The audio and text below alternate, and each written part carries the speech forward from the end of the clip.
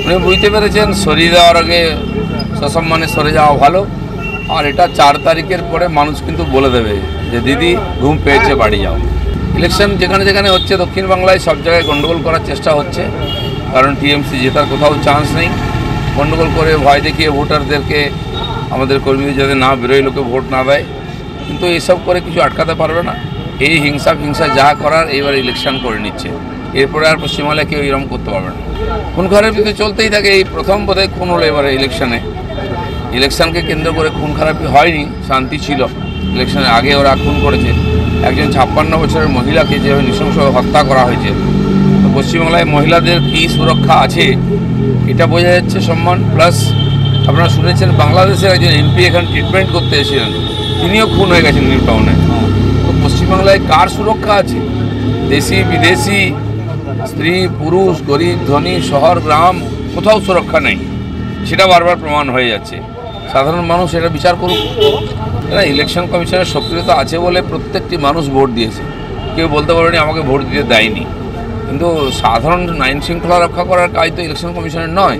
তার জন্য পুলিশ প্রশাসন তো রয়েছে, তারা চলে যায়নি কোথাও, তারা ঘুমিয়ে পড়েছে কি? এটা তাদের কাজ। এর আগেও ছিল, পরেও থাকবে। সেটা হচ্ছে না মানে ইচ্ছাকৃতভাবে সরকার এটা করাচ্ছে।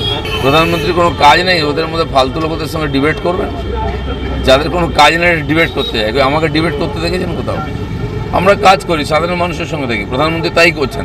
আর প্রধানমন্ত্রী কি করছেন তার হয়ে বলবে সাধারণ জনতা। দেখুন, এসব তথ্য প্রমাণ আছে বলেই ইডি সিবিআই ডাকছে বহু লোককে, ওনাকেও ডাকা হয়েছে। এখন জবাব দেবেন উনি। তথ্য প্রমাণ যদি থাকে কোর্টে গিয়ে তার জবাব দিতে হবে। সেগুলো এক্সপোজ হয়েই গেছে। দেখা যাক সেই বাঁকেতে যারা ঢুকেছে না, টিএমসি পার্টিতে যারা গেছে তাদের গায়ে কালি লেগেছে, বলতে পারবে না কেউ। তো সেই জন্য ঠিক করুন ওরা কোথায় থাকবেন। পশ্চিমবাংলার সমস্ত মানুষ, সমস্ত পেশার মানুষ কোনো না কোনোভাবে তারা প্রতারিত, বঞ্চিত, তারা প্রতিবাদ করেছেন। বাকি ছিলেন সাধু সন্তরা, মমতা ব্যানার্জি তাদেরও অসম্মান করেছেন। তারা বুঝতে পেরেছেন আজকে মঠ মন্দির চালানো মুশকিল টিএমসি থাকলে। মঠ মন্দিরের জায়গা লুট হয়ে যাচ্ছে, সম্পত্তি লুট হয়ে যাচ্ছে, সাধু সন্তীরা মারা যাচ্ছেন। গঙ্গাসাগর যাওয়ার সময় পুরুলিয়াতে এখানে সাধুদের উপরে আক্রমণ হয়েছিল, মারা হয়েছিল তাদেরকে, সে দৃশ্য আমরা দেখেছি।